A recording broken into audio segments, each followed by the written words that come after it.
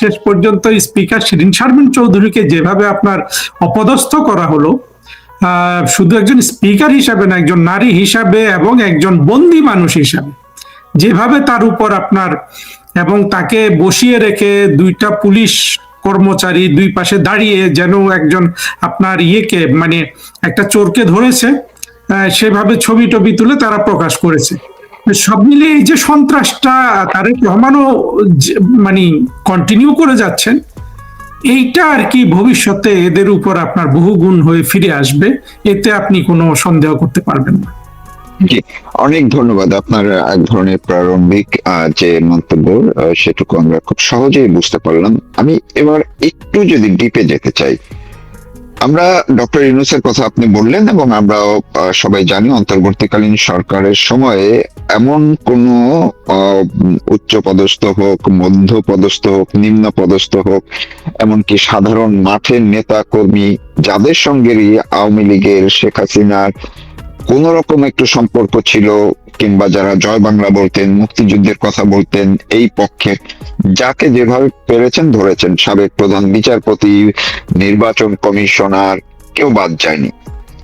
Shirin Sharmin Chowdhury speaker এবং Masud Uddin Chowdhury, general Masud Uddin Chowdhury, তারপরে খালেদ মামুন, এরকম কয়েকজনকে এই তারেক রহমান সরকার গ্রেপ্তার করলেন।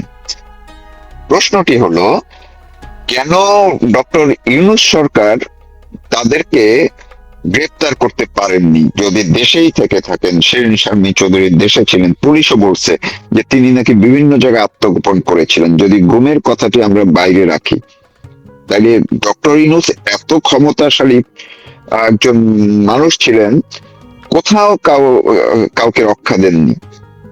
ওনারা কেন রক্ষা পেয়েছিলেন, এটার আপনার ব্যাখ্যা কি হবে? মাসুদ উদ্দিন চৌধুরীকে ইউনূসের টাচ না করার অনেক কারণ আছে। কারণ হলো যে আপনার ইউনূসের তো মাসুদ উদ্দিন চৌধুরীর কাছে কোনো ইয়ে ছিল না। আর সবচেয়ে বড় কথা হলো মাসুদ উদ্দিন চৌধুরী যেহেতু আর্মির লোক, সেই ক্ষেত্রে আর্মির লোককে অকারণে কেউ ধরে না। তারেক রহমান আর মাসুদ উদ্দিন চৌধুরীকে ধরেছে 9/11-এর একটা প্রতিশোধ নেওয়ার জন্য। শিরীন শারমিনের বিষয়টা সম্পূর্ণ ভিন্ন। শিরীন শারমিনকে হাতে রেখেছে ওরা দেখে যে কোনো ধরনের আইনি বিতর্ক ইত্যাদি যেগুলো উঠে সেগুলা হয়তো মানে সমাধান করার জন্য অস্ত্রের মুখে শিরীন শারমিন চৌধুরী একটা গুরুত্বপূর্ণ আপনার একটা রোল প্লে করতে পারে। যেমন ওই রাষ্ট্রপতি চুপ্পু করেছে, এটা ছাড়া তো আমি কোনো কারণ দেখি না। আরো অনেক ধরনের কথাবার্তা চালু আছে, এই মুহূর্তে আসলে ওগুলো বলে লাভ নাই। কারণ হলো আমরা সর্বশেষ যেটা দেখলাম সেটা দেখলাম যে শিরীন শারমিন চৌধুরী কে আপনি কিভাবে তারেক রহমান প্রতিশোধটা নিবে, এটা কি আমরা কিন্তু শিরীন শারমিন চৌধুরী স্পিকার ছিলেন, ওনার কিন্তু কোনো ধরনের আপনার এমন কোনো পাবলিক বক্তৃতা নাই যেটা শুনে কারো আপনার ক্ষোভ দুঃখ প্রকাশের কোনো ইয়ে আছে, তাই না? খুবই উনি একজন নীরব মানুষ ছিলেন এবং ওনার যে রোল স্পিকার হিসাবে সেগুলোই আমরা দেখেছি। মানে ওনার পাবলিক লাইফে একজন নিরপেক্ষ মানুষ হবেন, এই হবেন, সেভাবেই তো আমরা দেখি। তার কোনো পলিটিক্যাল আপনার বক্তব্য নাই, কোনো ধরনের বাড়াবাড়ি কিছু তো নাই। ফলে এই জায়গায় আপনার এটা কোনো যুক্তিতেই মেলে না। যুক্তি অতটুকুনি যে বাংলাদেশ ওই ঘুরে ফিরে বাংলাদেশটা রাজনৈতিকভাবে বিভক্ত, এক পক্ষ চায় আর এক পক্ষের আপনার সমূলে উৎপাটন। সেইটা আসলে উৎপাটন না হোক, যতদিন বাংলাদেশের এই রাজনৈতিক আপনার মীমাংসাটা না হচ্ছে, মুক্তিযুদ্ধের পক্ষে বিপক্ষে শক্তিতে যে বিভাজন, সেটা যতদিন আপনার সমাধান না হচ্ছে ততদিন আমরা এগুলো দেখতে থাকবো। এবং ততদিন বাংলাদেশের মানুষের সত্যিকারের আপনার উন্নতির জন্য যে মনোযোগ দেওয়া দরকার, যেটা প্রধানমন্ত্রী শেখ হাসিনা করেছিলেন, কিন্তু দেখা গেল যে এই তার চেয়ে মানে এই, এবং যেটা প্রত্যাশা ছিল যে আপনার মুক্তিযুদ্ধ বিরোধী শক্তিগুলোকে সমাজে আপনার মর্যাদার সাথে থাকতে দিলে তারা ভালো হয়ে যাবে, সেটা কিন্তু হয় নাই। বঙ্গবন্ধুর আমলেও হয় নাই, প্রধানমন্ত্রী শেখ হাসিনার সময়ও হয় নাই। আর বর্তমানে আপনার এরা যেটা চায়, যে এরা তো চায় বিএনপি বা জামাত, তারা তো সত্যিকার অর্থে হ্যাঁ বিএনপি মুক্তিযুদ্ধের কথা বলে, আপনার তাদের সবকিছু ঠিক আছে, কিন্তু মুক্তিযুদ্ধের মূল যে চেতনা, একটা অসাম্প্রদায়িক ধর্ম নিরপেক্ষ গণতান্ত্রিক বাংলাদেশ, যার অর্থ হইল পাকিস্তান তন্ত্র থেকে সম্পূর্ণরূপে আপনার বের হয়ে আসা, অর্থাৎ পাকিস্তান একটা ইসলামিক রাষ্ট্র। পৃথিবীতে খুব কম ইসলামিক রাষ্ট্র আছে, মানে আপনার সৌদি আরবিয়া কিন্তু রাষ্ট্রীয়ভাবে ইসলামিক রাষ্ট্র না। আপনার সৌদি আরবের নাম হলো কিংডম অফ সৌদি আরাবিয়া, মানে সৌদি রাজতন্ত্র। পাকিস্তানের নাম হইল, মানে অফিসিয়াল নেম হলো ইসলামিক রিপাবলিক অফ পাকিস্তান। আপনি ওআইসি 57টা দেশের মধ্যে এই ইরানকে পাবেন, পাকিস্তানকে পাবেন, আরো দুই একটা থাকতে পারে, কিন্তু প্রণিধানযোগ্য কোনো দেশের নামের আগে ইসলামিক রিপাবলিক নেই। এটা হয়তো মানুষ খেয়াল করে না।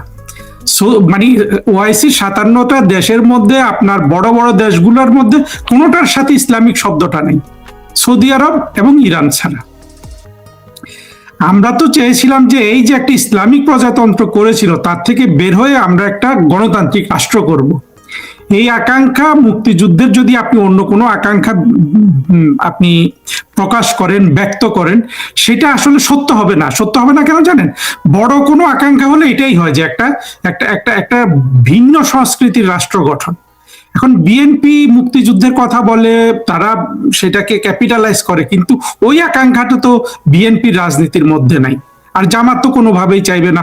জামাত তো চাচ্ছে পুরোপুরি পাকিস্তানের একটা প্যারালাল রাষ্ট্র হোক, অথবা পাকিস্তানের সাথে আপনার তারা আবার মিলে যায়। তো এই অবস্থায় ইতিহাসের শক্তি আছে আওয়ামী লীগের সাথে, কিন্তু আওয়ামী লীগ শক্তি থাকা সত্ত্বেও আওয়ামী লীগ সেটা প্রয়োগ করলো না, করতে পারলো না। আর এদের পক্ষে তো আসলে আওয়ামী লীগের মতো শক্তি, মুক্তিযুদ্ধের পক্ষে শক্তি, যার পক্ষে এখন বাংলাদেশের সংখ্যাগরিষ্ঠ মানুষ দাঁড়িয়ে যাবে। আপনি যে কোনো একটা ইলেকশন দিলে, এটা আমরা সবাই জানি, মনে করেন যে আজকে যদি একটা সুষ্ঠু নির্বাচন হয় বাংলাদেশে, ওই শেখ হাসিনাই প্রধানমন্ত্রী হবেন, আওয়ামী লীগই সংখ্যাগরিষ্ঠ আসন পাবে। এই অবস্থায় বিএনপির মধ্যে অবশ্য সেই বোধ বুদ্ধি আছে, এটাও এখন আর মনে হচ্ছে না। কারণ সরকারটা, আমরা যেটা ভেবেছিলাম, আলোচনাটা একটু ভিন্ন দিকে যাচ্ছে মারুফ ভাই, বাট কথাগুলো একটু ক্লিয়ার করা দরকার। আমরা যেটা ভেবেছিলাম যে এই ইউনূসের সরকার অতি দুর্বল সরকার, ইউনূসের ডাকাততন্ত্র ঠিক আছে, চুরি ডাকাতি করছে, রাষ্ট্রের স্বার্থ বিরোধী কাজ করছে, কিন্তু তার কিন্তু কোনো শক্তি ছিল না সরকার হিসাবে। এখন দেখা যাচ্ছে নির্বাচনে এসে সবকিছু করে তারেক রহমানের সরকারও সেই দুর্বলতাই বহন করছে। এই দুর্বলতাগুলো যখন আপনার অভ্যন্তরীণ ভাবে থাকে, একটা সরকার যখন বিদেশিদের কবজায় থাকে, তখন তার মধ্যে নানান ধরনের আপনার উত্তেজনাকর সিমটম তৈরি হয়। সে আপনার যৌক্তিকভাবে আচরণ করতে পারে না, এবং তার পুরো জিনিসটাই আমরা কিন্তু দেখলাম, অনেক কিছুর মধ্যে দেখেছি আমরা। শিরীন শারমিন চৌধুরীর গ্রেপ্তারের মধ্যেও দেখছি, এবং বিএনপি তো আপনার আসলে নাজেহাল অবস্থায় আছে। নাজেহাল অবস্থা আছে মানে আপনার রাষ্ট্র শাসনের, সুশাসনের ক্ষেত্রে, অর্থাৎ মানুষের নিত্যদিনের যে জীবনযাপনের যে সমস্যা, সেগুলোর দিকে তো মনোযোগ দেওয়ার মতো আকাঙ্ক্ষা হয়তো আছে, না থাকার কথা না, কিন্তু যোগ্যতাটা নাই। তো এখন আপনার ইরান যুদ্ধ তাদের একটা সৌভাগ্য নিয়ে এসে যে সবকিছুর জন্য ইরান যুদ্ধকে দায়ী করা যাবে, কিন্তু এটা তো বেশি দিন দায়ী করা যাবে না। হ্যাঁ, তখন দেখবেন যে এই সরকারের নানান ধরনের আপনার দুঃখ কষ্ট শুরু হবে। কিন্তু আখেরে এখন আমি যেটা মনে করি, এখন আজকে যে শিরীন শারমিন চৌধুরীকে যেভাবে হেনস্থা করা হলো, এবং ধারণা করা হচ্ছে শারীরিকভাবেও নির্যাতন করেছে, এই শুধু গ্রেপ্তারের সময় আপনার মব, কাইন্ড অফ আপনার মব দিয়ে, কি বলে আপনার ওই ছদ্মবেশী মব দিয়ে। ঠিক ইউনূসের সময় সন্ত্রাসীরা যেটা করেনি সেটা হয় নাই, কিন্তু টোটাল জিনিসটা একটা ছদ্মবেশী মব হয়ে গিয়েছিল। তো এগুলো করে, এগুলোর মধ্যে তো বোঝাই যাচ্ছে যে এই যে সরকারটা এসে এটা ইউনূসের এক্সটেনশন হিসাবেই থাকতে চায়। ওইখান থেকে তাদের উত্তরণের মনে হয় না তাদের ইচ্ছা থাকলেও কোনো উপায় আছে, পুরো পরিস্থিতি দেখে যেটা বোঝা যাচ্ছে। এই অবস্থায় আওয়ামী লীগের সুষ্ঠু পরিকল্পনা দরকার। তারা যদি তাদের বিজয় যেটা হবে ভবিষ্যতে, এটা আমি নিশ্চিত অদূর ভবিষ্যতেই হবে, সেটাকে যদি তারা ভবিষ্যতে টেকসই করতে চান, সত্যিকারে বাংলাদেশের এত দুর্ভাগ্যকে যদি তারা পরিবর্তন করতে চান, তাদেরকেও ওই জায়গাটা এখনই ঠিক করতে হবে। বাংলাদেশের এই যে রাজনৈতিক বিভাজন, এটাকে কিভাবে মোকাবেলা করবেন, এবং সেই মোকাবেলার ক্ষেত্রে সম্পূর্ণরূপে স্বাধীনতা বিরোধীদের কিভাবে পরাস্ত করবেন, এবং স্বাধীনতা বিরোধীরা তাদের উপর যে কোনো অ্যাকশনকে যে আবার ইসলাম ধর্মের সাথে আপনার কানেক্ট করে ফেলেছে। অর্থাৎ আপনি যদি আজকে শফিককে গ্রেপ্তার করেন, আর মানুষ এটাকে ইসলামের বিপন্নতা হিসাবে দেখে। সেই জায়গা থেকে তারা বুদ্ধি শুদ্ধি দিয়ে কিভাবে এই দুটাকে আলাদা করবেন, যে ইসলামের অর্থাৎ জঙ্গিদের শায়েস্তা করা মানে ইসলামকে শায়েস্তা করা না, এইভাবে ব্যাপক জনগোষ্ঠীকে কিভাবে বোঝাবেন, সেই জিনিসগুলো এখন আওয়ামী লীগের মধ্যে তাদের চিন্তা ভাবনা করা উচিত। এগুলো নিয়ে তাদের অভ্যন্তরীণ পড়াশোনা করা উচিত, রিসার্চ করা উচিত, কর্মপদ্ধতি তৈরি করা উচিত, সেই দিকে মনোযোগ দেওয়া উচিত। আর স্পিকার শিরীন শারমিন চৌধুরীর গ্রেপ্তারকে আমি ব্যক্তিগতভাবে খুব একটা গুরুত্বপূর্ণ মনে করি না। অনেক গ্রেপ্তার হয়েছে, যাকেই পাবে গ্রেপ্তার করবে, কারণ এটা তো আপনার আসলে এক পক্ষ আর এক পক্ষকে ধ্বংস করে দিতে চায়। কোন ধরনের সমঝোতার তো কিন্তু চিন্তা নাই। কিন্তু তারেক রহমান সাহেব এটাও বুঝতে পারছেন না যে উনি সবচেয়ে, আমি অন্য জায়গায় বলেছিলাম যে এই যে তারেক রহমান যে প্রধানমন্ত্রী হয়েছে এটা কিন্তু তার বড় অর্জন নয়। তার বড় অর্জন যে 21শে আগস্টের গ্রেনেড হামলা যে তার উপর এখন এই মুহূর্তে নাই, অর্থাৎ তিনি যে এইটা থেকে মুক্তি পেয়ে গেছেন। কিন্তু অপরাধটা তো সংগঠিত হয়েছিল, জি, এমন না যে অপরাধটা সংগঠিত না। একটা সংগঠিত অপরাধ থেকে একজন মানুষ মুক্তি পেয়ে গেল, তো সেটা টেকসই করার জন্য যে ধরনের প্রজ্ঞা নিয়ে রাজনৈতিক ফিল্ডে কাজ করা দরকার সেটা তারেক রহমানের মধ্যে মোটেও দেখা যাচ্ছে না। এটা বিএনপির জন্য কিন্তু অশনি সংকেত। বিএনপি এখন ক্ষমতার জোরে আমাদের এসব কথাবার্তাকে তুড়ি মেরে উড়িয়ে দিতে পারে, কিন্তু তারা যখন দেখবে যে তাদের কর্মের ফলাফল, তাদের ভুলের প্রায়শ্চিত্ত তাদের চোখের সামনে এসে, সেদিন কিন্তু তাদের ভাবার সময় থাকবে না। জি, আমি একটু, আপনি খুবই চমৎকার এই প্রসঙ্গে কথা বলতে গিয়ে আপনি অনেকগুলো কথা যুক্ত করেছেন এবং অনেক যুক্তি দিয়েছেন, যুক্তি সম্পন্ন সূত্রগুলো আপনি ধরিয়ে দিয়েছেন। আপনার কথার সূত্র ধরেই আমি আবার একটু শিরীন শারমিন চৌধুরীর জায়গায় যেতে চাই। আমরা যদি এইভাবে বলতে পারি কিনা যে এবার জাতীয় সংসদের যে প্রথম অধিবেশন যেদিন শুরু হলো সেদিন তারেক রহমান যে যুক্তিটি দিয়ে আমাদের খন্দকার মোশাররফ সাহেবকে বসালেন কিছু সময়ের জন্য এবং তিনি বঙ্গবন্ধুর উদ্ধৃতি দিলেন যে বঙ্গবন্ধু তাই করেছিলেন, তিনি মুক্তিযুদ্ধকে তুলনা করার চেষ্টা করলেন সেখানে। আমরা আপনার কথা অনুযায়ী এবং আরো অনেকেই বলছেন, যদি কোন সংবিধান বহাল রাখতে কিংবা সংবিধানের কোন সমস্যা উত্তরণের জন্য যদি শিরীন শারমিন চৌধুরীকে হাতে রেখে থাকে, সেনাবাহিনী রাখুক বা যারাই রাখুক, গুম করে রাখুক, যেখানেই রাখুক, তাহলে সেদিন তো একটি মোক্ষম সুযোগ ছিল যে তাকে এনে সংসদটাকে বৈধ করা, তাকে দিয়ে অন্ততপক্ষে ওটুক সময়ের জন্য উনি এটির প্রথাগত কারণে, সাংবিধানিক কারণে তাকে দিয়ে সংসদটা বসানো এবং এরপরে তার হ্যান্ড ওভার করা। সেটি কেন তারেক রহমান করলেন না, এটার কোনো আপনার যুক্তি আছে কিনা? কারণ ধরেই নিচ্ছে সেনাবাহিনী তো অন্ততপক্ষে জানতো শিরীন শারমিন কোথায় আছেন, তাইলে সেই সেনা প্রধানও তো সংসদে গিয়েছিলেন সেদিন এবং এই প্রক্রিয়ার সঙ্গে সেনা প্রধান তো ছিলেন, তাহলে কেন সেটি হলো না? সেটা হয়নি কারণ হলো যে তারেক রহমান কোনো ধরনের প্রেসার ফিল করেন নাই যে ওটা আমাকে করতে হবে। আপনার একটা রিজার্ভ খেলোয়াড় হিসাবে রেখেছিল, কিন্তু দেখলো যে প্রয়োজন নাই, অর্থাৎ এই মুহূর্তে তার উপর কোনো ধরনের প্রেসার নাই, সেজন্য উনি এসে সেটা আর করেন নাই। তো এখানে আরেকটা জিনিস আমার যেটা মনে পড়ছে, যেটা আপনার আসলে খুব গুরুত্বপূর্ণ, যেটা ভবিষ্যতে দেখবেন ফিরে আসবে, পুরো এই অপরাধ যেগুলো হচ্ছে এটার জন্য কিন্তু ওয়াকারের উপর বড় ধরনের আপনার বিচার হবে। কারণ হলো শিরীন শারমিনের বিষয়টা সম্পর্কে সবাই বলছে যে উনি ক্যান্টনমেন্টে ওনাকে রাখা হয়েছিল বা ইত্যাদি, সেনাবাহিনীর তত্ত্বাবধানে ছিলেন।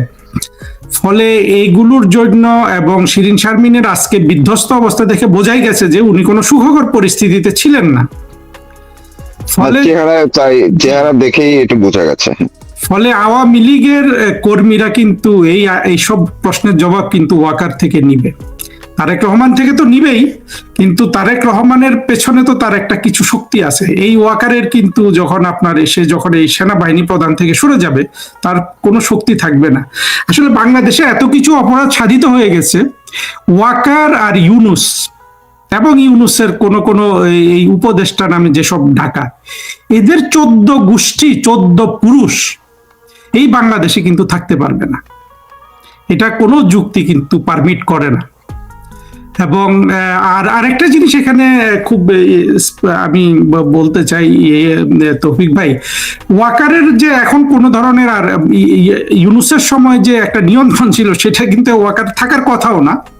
এইটাও একটা কারণ যে শিরিন শারমিন চৌধুরীকে এখন গ্রেপ্তার করলো, কারণ হলো যে রাষ্ট্র এখন মোটামুটি পুরোপুরি তারেক রহমান সাহেবের অধীনে আছে এবং সেইটা নিয়ে উনি যথেষ্ট হয়তো আপনার আত্মতুষ্টিতে আছেন, কিন্তু রাষ্ট্রটা তো সঠিক মতো চলছে না। এই রাষ্ট্রের মানুষের কত সমস্যা আপনার দেখেন, সেই সমস্যার দিকে কিন্তু কারো নজর আছে, এটা কিন্তু কেউ ফিল করছে না। আপনার এই যে আমরা যেগুলা দেখলাম, হামে মানুষ মারা গেল, বা এই যে তেলের যে সমস্যা কৃত্রিম হোক যে হোক তৈরি হলো, কোনো কিছুতে কিন্তু এগুলো আসলে মোকাবেলা করার সামর্থ্য এই সরকারটার নাই। এই সরকারটা অতিশয় দুর্বল এবং এটা কিন্তু দেখেন প্রতিটা জিনিস আওয়ামী লীগের জন্য আশীর্বাদ। যদি একটা শক্তিশালী সরকার গঠিত করতে পারতেন তারেক রহমান সাহেব, সেই ভাই বোনই দিতে পারেননি। আমার কাছে কি মনে হয়, আমার কাছে মনে হয় এটা ইউনুসের যে ডাকাত তন্ত্রটা ছিল তার চেয়েও দুর্বল এই সরকারটা, এবং এইটা কিন্তু আওয়ামী লীগের জন্য একটা বিশাল সুখবর। যাক, আমি কিছু অপ্রাসঙ্গিক বললাম, আপনি প্রশ্ন। না না না, আপনি একদম পারফেক্ট। এইটা একটা পয়েন্ট আরেকটা পয়েন্টের সঙ্গে অবশ্যই যুক্ত আছে, এবং এই আলোচনাগুলো খুবই গুরুত্বপূর্ণ এবং এটার সঙ্গে সম্পর্কিতই। আমরা যদি আরেকটু, আপনি যেহেতু কূটনৈতিক হিসেবে দায়িত্ব পালন করেছেন, আপনার আন্তর্জাতিক পরিমণ্ডল সম্পর্কে আপনার তো যথেষ্ট, আপনি এখনো খোঁজ খবর রাখছেন। শিরিন শারমিন চৌধুরী শুধু বাংলাদেশের স্পিকার ছিলেন জাতীয় সংসদে সেটি নয়, তার কিন্তু আন্তর্জাতিক ভাবেও তার একটা কানেকশন ছিল। তিনি তিনি কিন্তু কমনওয়েলথ যে পার্লামেন্টারিয়ান ফোরাম এবং স্পিকার্স ফোরাম, সেটার চেয়ারম্যান ছিলেন, চেয়ারপারসন হিসেবে দায়িত্ব পালন করেছেন। তিনি কমনওয়েলথ ফেলো, তিনি আরো অনেক আন্তর্জাতিক পর্যায়ে তার কিছুই আছে। এই ঘটনাটি যেভাবে স্পিকারকে এখন সামনে নিয়ে আসা হলো, এইটা কি আন্তর্জাতিক বলয় থেকে কোনো প্রভাব পড়বে কিনা, তারা কিভাবে দেখতে পারে ইস্যুটিকে বাইরের চোখ দিয়ে? তৌফিক ভাই, আন্তর্জাতিকভাবে কেউ কিছু করে কিনা এটা সম্পূর্ণ নির্ভর করে আপনি আন্তর্জাতিক এই জিনিসগুলোকে আপনি নিজে ম্যানিপুলেট করতে পারেন কিনা। এইসব ম্যানিপুলেশনের জায়গায় বা এই ধরনের পাবলিক রিলেশনসের জায়গায় আওয়ামী লীগ অতিশয় দুর্বল। এই ব্যাপারে বাংলাদেশের সবচেয়ে শক্তিশালী হলো জামাত এবং দ্বিতীয় শক্তিশালী হলো বিএনপি। ফলে আমি মনে করি না এগুলোর কারণে শিরিন শারমিনকে নিয়ে কেউ হয়তো বলতে পারে ব্যক্তিগতভাবে যাদের পরিচয় টরিচয় আছে, বাট এটা না, মিডিয়াতেও তো আসছে, আন্তর্জাতিক মিডিয়া, বিবিসি টিবিসি সহ সব জায়গায় তো আসছে, সেগুলো তারা তাদের নজরে আসবে না? আসবে, কিন্তু খবর হওয়া এক জিনিস, আর সত্যিকার অর্থে এটাকে আপনার একটা ইন্টারন্যাশনাল ইস্যু করা বা সরকারের উপর এক ধরনের চাপ সৃষ্টি করা, সেগুলো হওয়ার সম্ভাবনা খুব বেশি আমি দেখি না আর কি। একদম শেষ পর্যায়ে আপনার কি মনে হয় যে এতদিন পরে, এই 18 মাস পরে বা প্রায় 2 বছর পরে উনি ছিলেন, তাকে শিরিন শারমিন চৌধুরীকে যদি গুম করে রাখা হয়, গুম অবস্থায় রাখতেন, কিংবা আত্মগোপনেও যদি ওনাকে রেখে দিতেন কোথাও, সেটাও রাখতেন, তাহলে এতদিন পরে এখন কেন এই সময়টা কেন বেছে নেওয়া হলো তাকে সামনে নিয়ে আসার জন্য, তাকে গ্রেপ্তার দেখানোর জন্য? এইটার কোনো কারণ আছে কিনা? নাকি কেউ কেউ এটি বলছিলেন, যেমন এর আগে আমরা ডক্টর ইউনূসের সময় শুনছিলাম যে আওয়ামী লীগে একটা ভাঙন তৈরি, তাকে নিয়ে, সাবির হোসেন চৌধুরীকে নিয়ে একটা কিছু সাজানোর, তেমন কি কোনো আশঙ্কা বা পরিকল্পনা হতে পারে কিনা? নয়তো কেন সামনে নিয়ে আসলো? আপনার মন্তব্য কি আছে এই বিষয়ে? তৌফিক ভাই, এটা নিয়ে খুব আলোচনা হচ্ছে এবং আওয়ামী লীগের বিশেষ করে কর্মীরা বিশ্বাস করে যে আওয়ামী লীগকে ভাঙার চেষ্টা চলতেছে, চেষ্টা করে একটা আপনার গিমিক আওয়ামী লীগ তৈরি করে, মানে আপনার একটা ডামি আওয়ামী লীগ তৈরি করে তারেক রহমান হয়তো পরবর্তী নির্বাচন পার হওয়া বা এই ধরনের চেষ্টা, এবং ডিজিএফআই নাকি আওয়ামী লীগের কাউকে কাউকে টাকা পয়সাও দিয়েছে, এবং কারো কারো সাম্প্রতিক কিছু উদ্যোগকে অনেকে সন্দেহজনক ভাবে দেখছেন। সুতরাং এই সম্ভাবনাটাকে উড়িয়ে দেওয়া যায় না। তবে যেটা আমি নিশ্চিত করে বলতে পারি যে এইটা একেবারে একটি স্টুপিড চিন্তা ভাবনা, আওয়ামী লীগকে শেখ হাসিনার বাইরে আওয়ামী লীগ তৈরি করে। এটা বাংলাদেশের ইতিহাসেও এমনিতেও নাই। আপনি দেখেন আজকে কর্নেল অলি, চিটাগং এর অলি আজকে কোথায়, বিএনপি থেকে বের হয়ে গিয়ে। আমার মনে হয় না কোনো স্টুপিড ছাড়া, অথবা অনেক টাকা করি যদি পায়, অনেক টাকার লোভে, টাকা দিয়ে তো বাংলাদেশে সবাইকে কিনে ফেলা যায়। শেখ হাসিনা কিন্তু পার্লামেন্টে বলেছিলেন যে আওয়ামী লীগের সবাইকে কেনা যায় শেখ হাসিনা ছাড়া। আপনার মনে আছে কিনা? জি জি জি, অবশ্যই। তো তো এটা হলো যে অনেক টাকা পেয়ে কেউ কিছু করতে পারে, বাট এটা এটা খুবই এটা যেমন আওয়ামী লীগের মধ্যে মানে আওয়ামী লীগের কর্মীদের মধ্যে এটা যেমন একটা আশঙ্কার বিষয়, কিন্তু আমি বলবো যে এখানে আশঙ্কার কিছুই নেই। যদি কাউকে কিনেও ফেলতে পারে, ডিজিএফআই বলুন বা তারেক রহমান বলুন, তাতে কিন্তু আসলে আওয়ামী লীগের বিন্দু মাত্র ক্ষতি হবে না। ক্ষতি হবে ওই ওই ওই ওই যে এই কাজে জড়িত হবে, সে ওই ইউনূসের কাতারে পড়বে, এবং ভবিষ্যতে বর্তমানে আওয়ামী লীগের সাধারণ কর্মী সমর্থক এবং আপনার তারা যেভাবে নির্যাতিত হয়েছে, তাদের মনে যেই আঘাত লেগেছে 2024-এর জঙ্গি উত্থানের পর, এগুলোর মানে প্রতিশোধ, প্রত্যেকটা কাজের হিসাব হবে, অত্যন্ত কড়া হবে আওয়ামী লীগের কর্মীদের দ্বারা।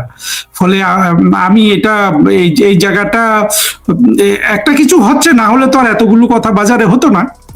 এখন শিরিন শারমিনকে কি আদালত আবার আপনার জেলে নিয়ে আবার চাপ দিবে কিনা, হতে পারে এগুলো, কিন্তু এই পুরো প্রজেক্টটা হলো একটা একটা একটা স্টুপিড প্রজেক্ট। এইটার কোনো সাফল্য হবে না। যে যাবে এখানে, আমার ধারণা কেউ যাবেই না, আর গেলেও সে তো মানে নিজে ক্ষতিগ্রস্ত হবে, যদিও সাময়িকভাবে টাকা পয়সা পেতে পারে, বাট রাজনৈতিক ভাবে তো সে জিরো হয়ে যাবে অচিরেই। সুতরাং এটা নিয়ে অন্তত এই ধরনের এই চিন্তা, আমি যেটা বলতে চাই যে আওয়ামী লীগের কর্মীদের এটা নিয়ে আশঙ্কিত হওয়ার কোনো কারণ নাই। শেখ হাসিনার বাইরে গিয়ে কেউ যদি আওয়ামী লীগ করতে চায়, সে শুধু নিজের পায়ে কুড়াল মারবে, তার সাথে কোনো কর্মী তো যাবে না। তাহলে আপনি কিভাবে এই আশঙ্কার, এটা খুবই ছোটখাটো একটা বিষয়। বাট কি আপনার কি মনে হয় যে আহ, বা ছোট্ট শুরুটা একটু খুবই ছোট্ট করে, যে উনি কোথায় ছিলেন এতদিন, ছিলেন শারমিন চৌধুরী স্পিকার? আপনার ধারণা কি?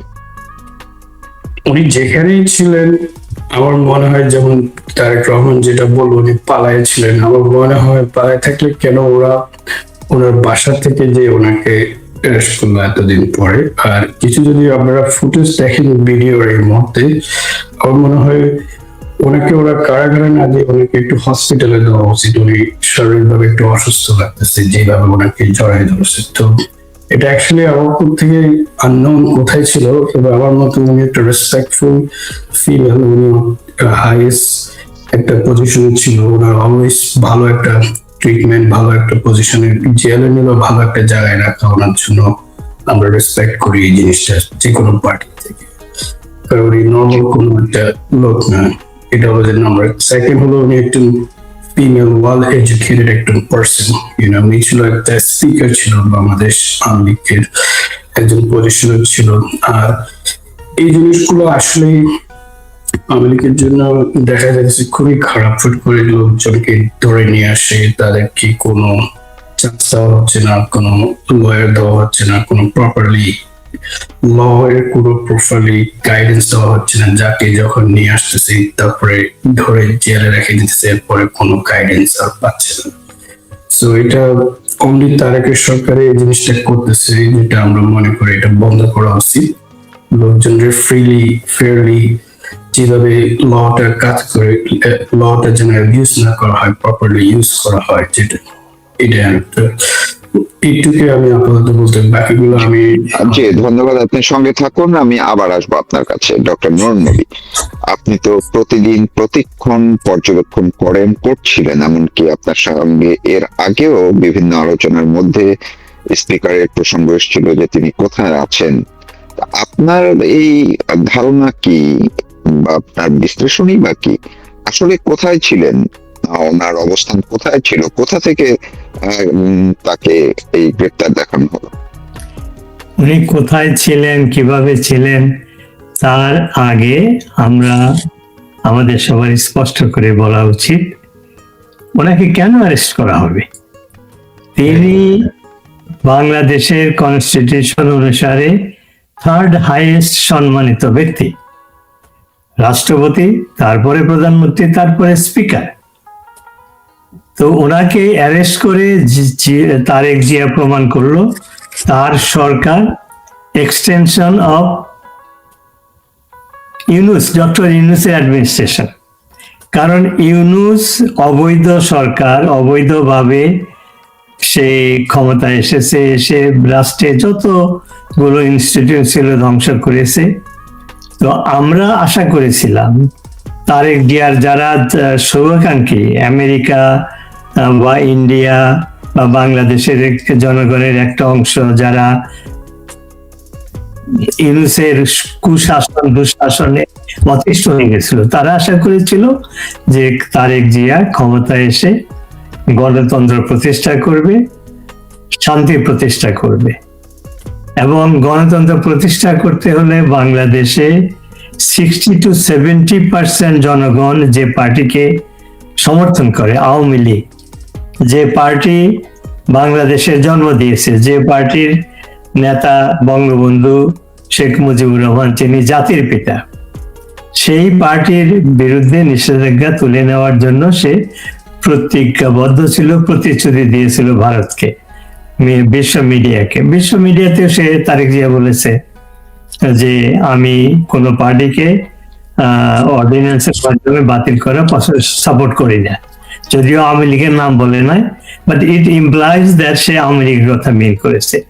তো এই সমস্ত বলে ক্ষমতায় এসে সে রাষ্ট্রের হাইয়েস্ট সম্মানিত ব্যক্তি কনস্টিটিউশনালি, তাকে কেন অ্যারেস্ট করতে হবে? সে কোথায় ছিল, কিভাবে ছিল, সেই প্রশ্ন আমি পরে আসতেছি। এই অ্যারেস্টটাই প্রমাণ করে যে তারেক জিয়া ইউনূসের শাসনেরই এক্সটেনশন। সে যে প্রতিশ্রুতি নিয়ে বাংলাদেশের প্রধানমন্ত্রী হয়েছে যে সে গণতন্ত্র প্রতিষ্ঠা করবে, শান্তি প্রতিষ্ঠা করবে, সেটা থেকে সে বিচ্যুত হয়েছে। সে নিজে 17 বছর দেশে আসতে পারেনি। সে নিজে 21শে গ্রেনেড হামলার একজন শাস্তিপ্রাপ্ত ব্যক্তি, যে 10 ট্রাক অস্ত্র মামলারও সে আসামি ছিল, শাস্তি পেয়েছিল। তার মার আমলে সে খুব ক্ষমতাধর একজন ব্যক্তি ছিল, হাওয়া ভবন প্রতিষ্ঠা করেছিল। সে বাংলাদেশে তার শাসন আমলে বা তার মায়ের শাসন আমলে 60টা জেলায় সাইমালটেনিয়াসলি বোমা ফোটানো হয়েছিল, সন্ত্রাস কার্যক্রম করা হয়েছিল। বাংলা ভাই তাদের সময় প্রতিষ্ঠিত। তো এই ব্যাকগ্রাউন্ড নিয়ে সে ক্ষমতায় এসেছে যে বাংলাদেশে গণতন্ত্র প্রতিষ্ঠা করবে। তো গণতন্ত্র প্রতিষ্ঠা করলে তার প্রথম শর্ত আওয়ামী লীগের নিষেধাজ্ঞা তুলে নিতে হবে, আওয়ামী লীগের সব নেতাকে মুক্তি দিতে হবে। সেটা না করে থার্ড হাইয়েস্ট একজন ব্যক্তি তাকে অ্যারেস্ট করলো। তো এইখান থেকেই তো প্রমাণ হয় যে সে কোন পথে যাচ্ছে, সে কি চায়। যদি বাংলাদেশে গণতন্ত্র প্রতিষ্ঠা করতে হয়, আওয়ামী লীগের উপর নিষেধাজ্ঞা তুলে নিতে হবে। আওয়ামী লীগের সিনিয়র নেতা যারা 70-80 মতো বয়স, তারা জেলখানায় মরণের সাথে যুদ্ধ করতেছে, তাদের চিকিৎসার ব্যবস্থা নাই, তাদের খাওয়া দাওয়ার ব্যবস্থা নাই, তাদেরকে মুক্তি না দিয়ে থার্ড হাইয়েস্ট সম্মানিত ব্যক্তিকে অ্যারেস্ট করা হলো। এখন আসি যে তার যে ভিডিওতে যেভাবে দেখলাম যে তার যে নাজেহাল অবস্থা, একজন শিক্ষিত মানুষ, কনস্টিটিউশনালি হাইয়েস্ট সম্মানী পজিশনের অধিকারী ছিলেন, তাকে যেভাবে হেনস্থা করা হলো পুলিশ কোর্টে হাজির করতে নিয়ে, তারপরে দৃষ্টতা দেখেন, তার মতো একজন লোককে রিমান্ডে চেয়েছিল কি বলে 2 দিনের। এই বিচার ব্যবস্থা যদি নিরপেক্ষ হতো তাকে জামিন দিত। এটা মিথ্যা মামলা যে একজন স্পিকার, তার মতো ব্যক্তিত্ব, একজন শিক্ষিত, সে হুকুমের আসামি বা সে কি বলে হত্যার কাণ্ডে কর্মকাণ্ডে সে অংশগ্রহণ করেছে, এই অভিযোগে তার বিরুদ্ধে মামলা দেখানো হয়েছে এবং তাকে অ্যারেস্ট করা হয়েছে। এই কোর্ট যে ক্যাঙ্গারি কোর্ট, রাজনৈতিক কোর্ট, তা না হলে তাকে কোর্টে নেওয়াটা অন্যায় হয়েছিল। নেওয়ার পরে কোর্টের উচিত ছিল তাকে জামিন দেওয়া, জামিন দেয় নাই, 2 দিনের রিমান্ড চেয়েছে, সেটা না করে তাকে জেলে পাঠিয়েছে। তার বিরুদ্ধে অভিযোগ কি? She is one of the cleanest person in Bangladesh politics, এবং সে আওয়ামী লীগের আমলে স্পিকার ছিল 3 বার। তো তাকে এইভাবে অ্যারেস্ট করা, এইভাবে কোর্টে হাজির করে নাস্তানাবুজ করা, এবং তার ফিজিক্যাল অ্যাপিয়ারেন্সটা দেখেন। She's very মনে হচ্ছে যে ফিজিক্যালিও she was tortured or mentally suffering এ তার স্বাস্থ্যের ওজন কমেছে, তার চেহারা কেমন হয়েছে আমরা তো বইটিতে দেখলাম। তো এই কাজ করে তারেক জিয়া প্রমাণ করলো যে সে ইউনূস সরকারের এক্সটেনশন, ইউনূস সরকার যা করেছে সেও তাই করছে। যে অর্ডিন্যান্সের যেটা এমনি বাতিল হওয়ার কথা 30 দিনের মধ্যে, এটা পার্লামেন্টে উপস্থাপন করার কথা না, কারণ এটা অবৈধ। আমরা জানি, তারেক জিয়াও জানে যে ইউনূস আজ যে অধ্যাদেশ জারি করে আওয়ামী লীগকে অবৈধ ঘোষণা করছে, সেটা সে করতে পারে না, সেটা অন্যায়। তো তারেক জিয়া সেইটাকে কিছু না করেই এটা বাতিল করতে পারতো, কোন অ্যাকশন না নিলে পার্লামেন্ট ওপেন হওয়ার 30 দিনের মধ্যে এটা খারিজ হয়ে যেত। তা না করে সে এটা পার্লামেন্টে তুলছে এবং থ্রেড দেখানো হচ্ছে, থ্রেড করা হচ্ছে এটা আইনে পাশ করে। আইন যদি পাশ করে, কনসিকুয়েন্স এত খারাপ হবে যে এটা তারেক জিয়া কল্পনাও করতে পারে না। জি, ধন্যবাদ। তার আগে কনসিকুয়েন্সটা বলে নেই, সেটা হলো জি, আওয়ামী লীগের মতো একটা দলকে এর আগে অনেকবার অবৈধ ঘোষণা করা হয়েছে, কিন্তু ওই অবৈধতা কাগজ কলমে ছিল। আওয়ামী লীগ দেশ স্বাধীন করেছে, ক্ষমতায় গিয়েছে। এই পার্লামেন্টে যদি তারেক জিয়া পাশ করে, আওয়ামী লীগের কোনো ক্ষতি হবে না, ক্ষতি হবে তারেক জিয়ার নেতৃত্বে। কারণ সে যে প্রতিশ্রুতি ভারত, আমেরিকা এবং বিশ্বকে দিয়েছিল, বাংলাদেশের জনগণকে দিয়েছিল, সেটা সে তার সাথে সেই প্রতিশ্রুতির সাথে মিথ্যাচার করবে। তার নেতৃত্বের এমনি তো তার অতীত কলঙ্কময় অতীত, তারপরেও যদি প্রধানমন্ত্রী হিসাবে এই কাজটা করে, তাহলে আরেকটা কলঙ্কিত অধ্যায় তার জীবনে রচিত হবে বা লিখিত হবে। আর বিএনপি ধ্বংস হবে, কারণ এই বাংলাদেশের মধ্যে যে অবস্থা, ইউনূস সরকার বাংলাদেশটাকে একটা অকার্য রাষ্ট্র হিসাবে মানে রেখে গেছে। অর্থনৈতিক অবস্থা খারাপ, আইন শৃঙ্খলা নাই, নানান ধরনের সমস্যা। সেইখানে সেগুলোর সমাধান না করে, এবং আওয়ামী লীগ মোরালি সাপোর্ট করেছিল যে মন্দের ভালো যে ইউনূসকে সরানো হয়েছে, জামাতকে সরানো হয়েছে। তা আওয়ামী লীগ যে সুযোগটা দিয়েছিল, ভারত যেভাবে অলিভ ব্রাঞ্চ দিয়েছিল এদেরকে, যেভাবে সাহায্য করতে চেয়েছিল, সেগুলো যদি না হয় তাহলে দেশটা ধ্বংস হবে। তার মানে বিএনপি ধ্বংস হবে। অর্থাৎ এই আইন যদি পাশ হয় এবং শারমিনকে যদি জেলখানায় বেশি দিন রাখা হয়, বিনা শর্তে মুক্তি না দেওয়া হয়, তাহলে তারেকের নেতৃত্বের প্রতি কোশ্চেন মার্ক হবে, বিএনপি ধ্বংস হবে। বিএনপি ধ্বংস হলে বাংলাদেশটা ধ্বংস হবে, এবং সেটার যে কোশ্চেন মার্ক হবে আমাদের অস্তিত্ব নিয়ে, তার জন্য দায়ী কে হবে?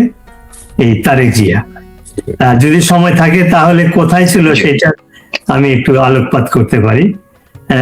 আচ্ছা, আপনি ছোট করে আমরা আবার শুনবো। আমি আসি ডক্টর জাহিদ হোসেন, যেটি নই ভাই যে কথাটি বললেন মাঝখানে, একটু রাজনৈতিক প্রসঙ্গ তিনি টানলেন, অর্থাৎ আওয়ামী লীগকে ভাঙার চেষ্টা করা হয়েছে, এবং এই ক্ষেত্রে একটি অনেকের মনে একটি প্রশ্ন জেগেছে। কারণ এর আগে আপনার মনে আছে যে কয়েক মাস আগে এক ধরনের একটা যে সাবের হোসেন চৌধুরী এবং তাকে নিয়ে একটা নতুন আওয়ামী লীগের কিছু একটা করার চেষ্টা হচ্ছে কিনা এটা নিয়ে প্রশ্ন উঠেছিল। আপনি কি মনে করছেন যে এমন কিছু কি করার জন্যই এখন তারেক রহমান তাকে সামনে নিয়ে এসছে, এবং সেটা কি আদৌ সম্ভব কিনা?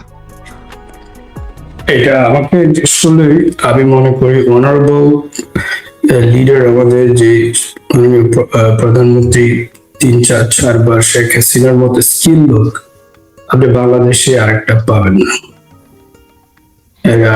আপনি যে কোনো লোককে, যে ওনার যে ডেভেলপমেন্ট করা হয়েছে, এখন বাংলাদেশের লোকজন গেলে ওরা কনফিউজ থাকে মাঝে মাঝে, যারা অনেক 8-9 বছর পরে বাংলাদেশে, যে ওরা কি আমেরিকাতে আছে না দুবাই আছে, যেভাবে রাস্তা ঘাট করেছে।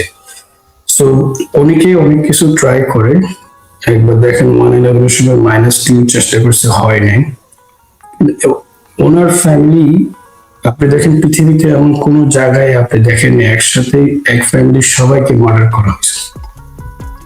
তারপর অনারেবল শেখ হাসিনা আবার বাংলাদেশকে ডেভেলপ করছে, কারণ ওনার আব্বার ড্রিম যে বাংলাদেশকে উনি, আর ওনার আব্বা হলো আমাদের ফাউন্ডিং ফাদার অফ বাংলাদেশ। এটা সবাইকে মেনে নিতে হবে। আপনি বিএনপি করেন, জামাত করেন, শিবির করেন, যে কোনো নতুন পার্টি আসে, the first person to respect বাংলাদেশের Bangabandhu Sheikh Mujibur Rahman, he is a founding father of Bangladesh। এটা আমাদের নবী ভাই বলতে পারবে বা আমাদের থেকে ভালো করে, উনি যুদ্ধের সময় ছিলেন, যারা দেখছে তাদের স্কিল, তাদের ভিশন হলো ডিফারেন্ট, আর আমরা তো শুনছি, রাইট নবী ভাই, ঠিক নাকি? তো ওই জায়গা থেকে অনেকেই চেষ্টা করবে অনেক কিছু করতে, তবে আমরা ওটা বিলিভ করি না। আমরা এখনো চাই আমাদের মাননীয় প্রধানমন্ত্রী উনি বাংলাদেশে যাবে, আওয়ামী লীগের থেকে ব্যানটা ইমিডিয়েট উঠানো উচিত, শিরিনকে ওনাকে জামিন দেওয়া হোক, ওনাকে ইমিডিয়েটলি ডাক্তারের ট্রিটমেন্ট দেওয়া হোক, ওনার জন্য স্বাস্থ্য ভালো থাকে, যেন উনি প্রপারলি নেক্সট কাজগুলো করতে পারে, কারণ উনি একজন আওয়ামী লীগের পার্টির একজন হাইয়েস্ট লেভেল পজিশনে আছে। তো এইভাবে যদি আপনি আওয়ামী লীগের সব লোককে জেলে ঢুকে রাখেন আর সবাই সবসময় সাসপেন্ড রাখেন, তো এই পার্টি তো জনগণ তো আর বেশি দিন বসে থাকবে না, এই পার্টি অটোমেটিকলি সবাই রাস্তায় নেমে একটা উদ্যোগ নেবে নির্বাচন করা। So we have to look into different aspect. Tarique Rahman যেটা বলছে, উই হ্যাভ এ প্ল্যান, তার প্ল্যান এটা না যে bury Awami League, he needs to plan something not to bury Awami League, to develop Bangladesh, but Bangladesh is already developed by Awami League, so that he just have to enhance and modify some works. So ওই সেক্টরে দেখতে হবে। অনেক ধন্যবাদ। Doctor Nurun নবী, আপনি যেই কথাটা শুরু করছিলেন সেটুকু একটু শুনতে চাই। কোথায় ছিলেন, কি হয়েছিল? আমি একটা পয়েন্ট অ্যাড করে ওই প্রসঙ্গে আসছি, সেটা হলো এই যে ইউনূস সরকারের সময় তার সম্পর্কে অনেক কথা বলা হয়েছে, সে ভারতে গিয়েছে, সে উধাও নিরুদ্দেশ, কোথায় আছে কেউ জানে না। ইউনূস সরকার বলেছে তারেক জিয়ার সরকার নির্বাচিত হয়ে সরকার গঠন করে তারাও মিথ্যাচার করেছে। মিথ্যাচার করে কি করেছে? আত্মঘাতী কাজ করেছে। সেটা হলো যে প্রথমত শিরিন মাননীয় স্পিকার সে পদত্যাগ করে নাই, একটা ফলস পদত্যাগ পত্র দেখিয়ে ইউনূস প্রচার করেছিল যে সে পদত্যাগ করেছে, আসলে সে পদত্যাগ করে নাই। সে দেশেই ছিল, পুলিশ জানতো, ইউনূস সরকার জানতো এবং তারেক জিয়াও জানতো, কিন্তু মিথ্যাচার করলো যে সে দেশ, কারণ সে যদি তার এক্সিস্টেন্স যদি স্বীকার করা হয় তাহলে তাকে দিয়ে তো পার্লামেন্টের প্রথম অধিবেশন তো প্রিজাইড করতে হবে। সেটা না করে বললো যে তার কোনো খবর আমরা জানি না, কোথায় আছে জানি না, সে ভারতে থাকতে পারে, সে বাংলাদেশে কোথাও লুকিয়ে আছে বা জীবিত আছে কিনা সেটা নিয়েও মাস মিডিয়াতে আলোচনা হয়েছে। তার মানে সরকার জেনে শুনে মিথ্যা আশ্রয় নিয়ে পার্লামেন্টে তারা শপথ গ্রহণ করছে, এটা অবৈধ। এই সরকারের বৈধতা ক্ষুণ্ণ হয়েছে এবং কেউ যদি চ্যালেঞ্জ করে, যদি বাংলাদেশে যদি সত্যিকারে আইন থাকতো, আইনের শাসন থাকতো, তাহলে কোর্টই বলতো যে তারা এই পার্লামেন্টের শপথ গ্রহণ অবৈধ হয়েছে, কাজেই এই সরকার এই সংসদও বৈধ নয়, এই সরকারও বৈধ নয়, মানে আত্মঘাতী কাজ করেছে। আর এখন যেভাবে তাকে সামনে আনা হলো, কি কারণে আমরা ঠিক জানি না, অনেক কিছু স্পেকুলেট করতে পারি। আপনি উল্লেখ করেছেন, জাহিদ উল্লেখ করেছে, মানে ইঙ্গিত দিয়েছেন যে এটা হয়তো আওয়ামী লীগকে ভাঙার কোন ষড়যন্ত্রে অংশীদার হতে পারে, কিন্তু আমরা তো কিছুই জানি না। তো স্পেকুলেশন না করে আমরা যদি বেসড অন ফ্যাক্টস কিছু মতামত দিই, সেটা হলো যে এই সরকার তারা প্রতিজ্ঞা করেছিল বাংলাদেশে গণতন্ত্র প্রতিষ্ঠা করবে, কিন্তু সেই অবৈধ ইউনূসের অবৈধ সরকারের অবৈধ আইনের অবৈধ অর্ডিন্যান্সের মাধ্যমে আওয়ামী লীগকে নির্যাতন করে যাচ্ছে। আওয়ামী লীগের জেলখানায় অনেক নেতাকর্মী এবং বন্দী হয়েছে, তাদের মুক্তি দিচ্ছে না, বরং শারমিন চৌধুরীর মতো, শিরিন শারমিন চৌধুরীর মতো একজন থার্ড হাইয়েস্ট অনার ব্যক্তিকে অ্যারেস্ট করা হয়েছে।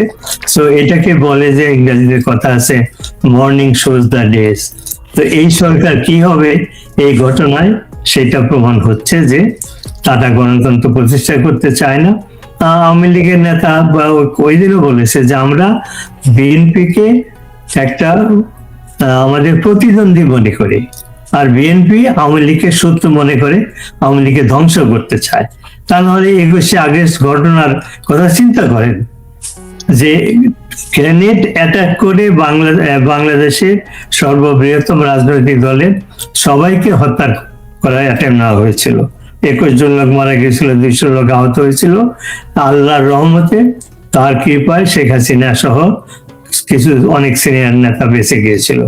তো এই সমস্ত কারণে ইউনূসের কর্মকাণ্ড যে প্রতিশ্রুতি নিয়ে সে ক্ষমতায় এসেছে, যে প্রোটোকল পেয়ে সে বাংলাদেশে এসেছে, সেটার মান সে রক্ষা করছে না।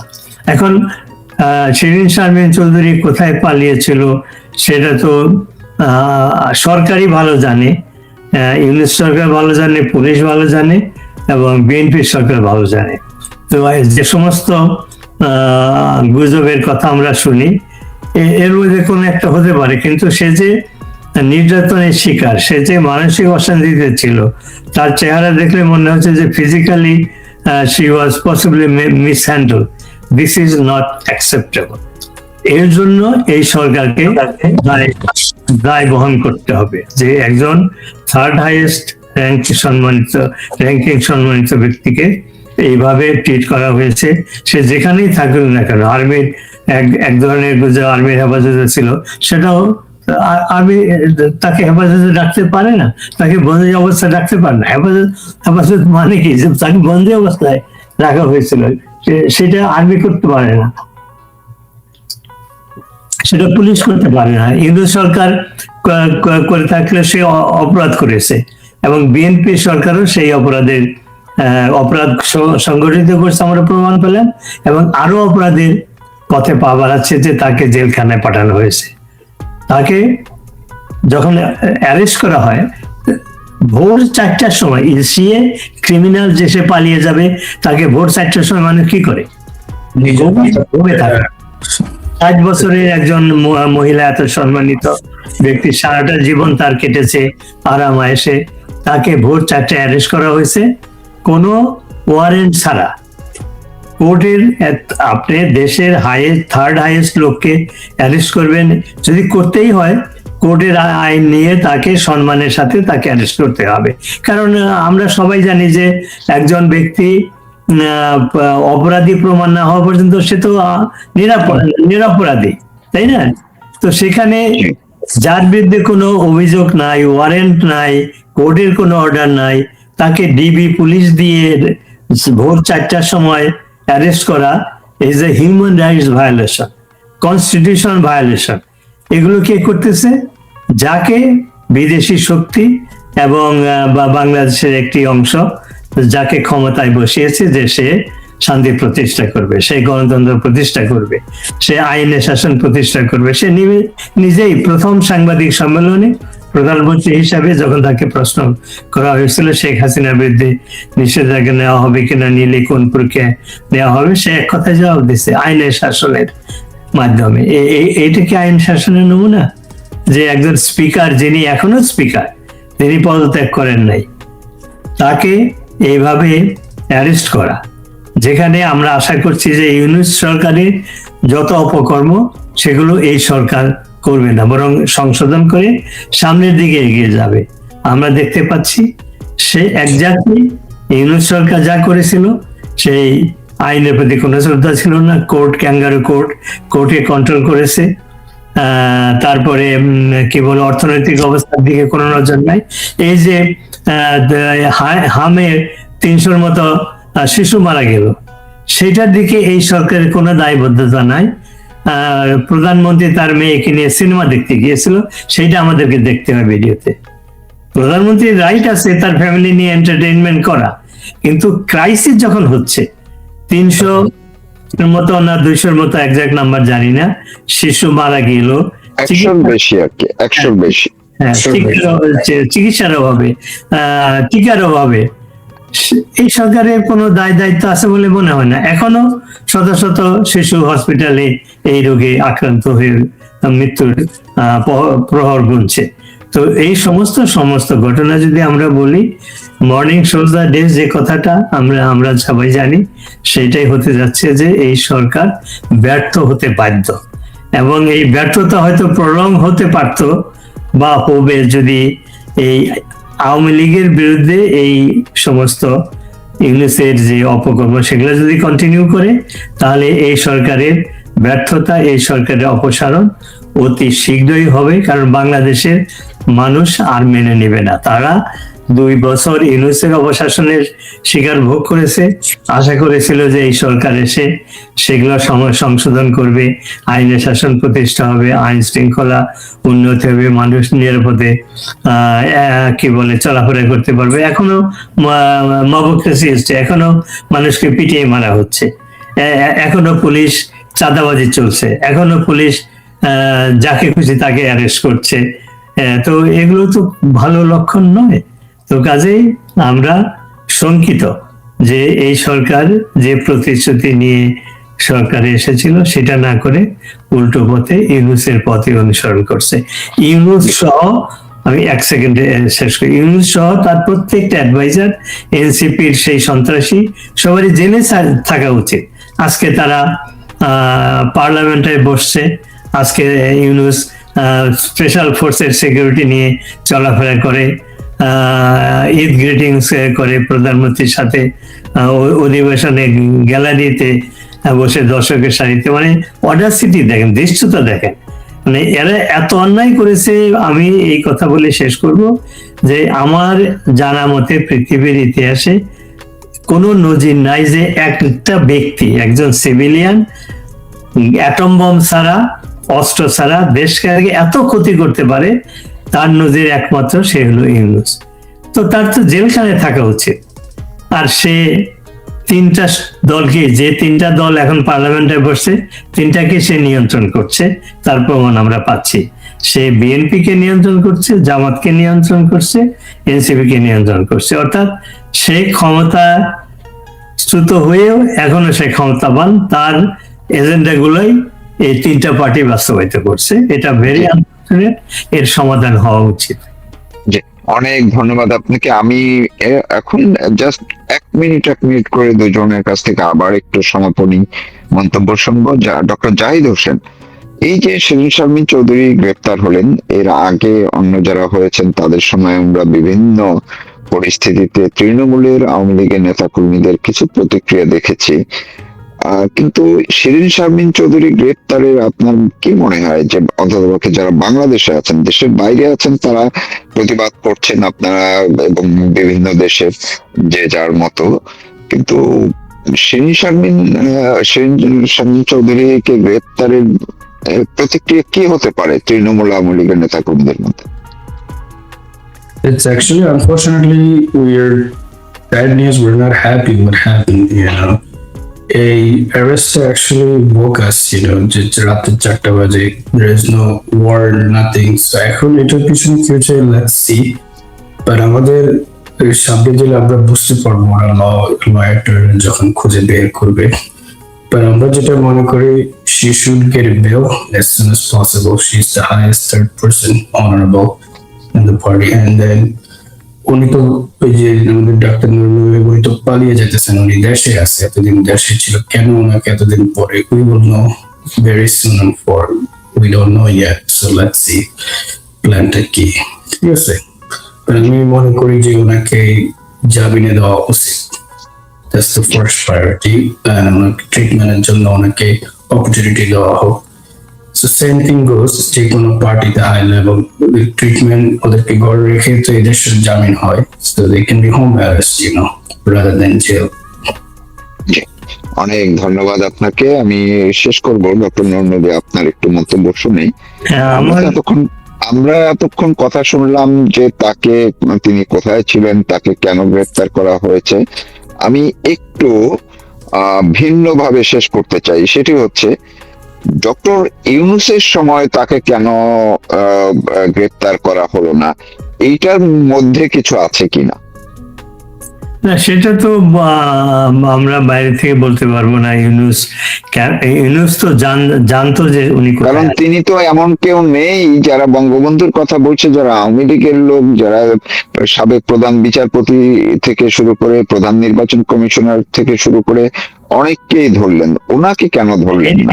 It could be a part of an attempt, conspiracy, যে অল্টারনেট আওয়ামী লীগ দ্বারা করাবে, এবং কয়েকজনের নাম আসছে, তার ভিতরে শিরীন শারমিন চৌধুরীর নামও ছিল। এটাও একটা হতে পারে, বাট দিস ইজ স্পেকুলেশন। আমরা একজ্যাক্ট জানি না কেন তাকে অ্যারেস্ট করা হয়নি।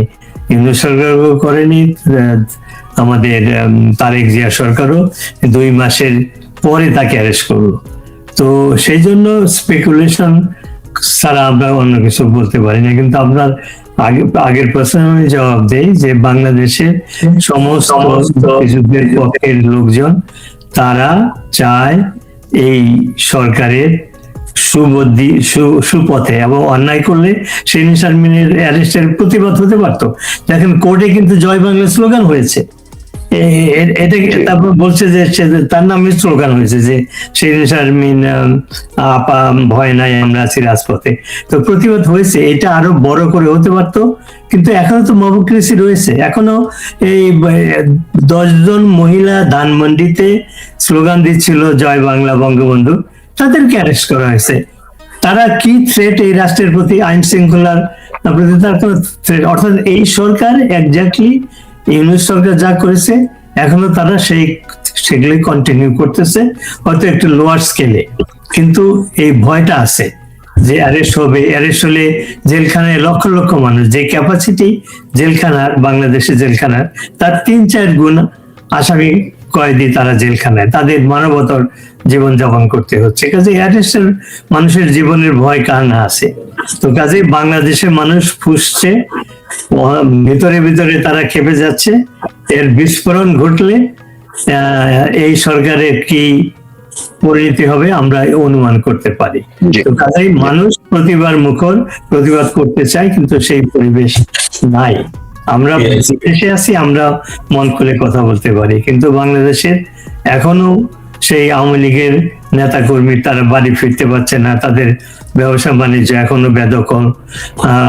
অ্যাটেম্প হয়েছে 50-60টা জায়গায় আওয়ামী লীগের অফিস খোলা, কিন্তু তারপরে আবার বিএনপি এসে অ্যাটাক করে। তো এই পরিবেশের মধ্যে স্বতঃস্ফূর্ত বিক্ষোভ প্রতিবাদ হওয়া সম্ভব না। This is the reality.